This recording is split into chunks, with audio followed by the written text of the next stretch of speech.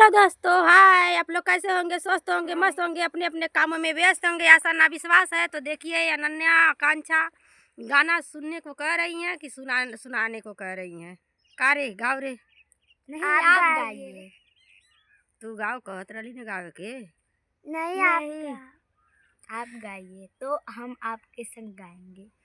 सुन सुनाए हसीना, मन लगता कहीं ना, मुश्किल भइल बाए रानी, अब जियल तोहरा बिना। आँखिए से प्यार भइल, आँखिए मेरा किले, लौके लू न छान भर, तयने ओने देखिले।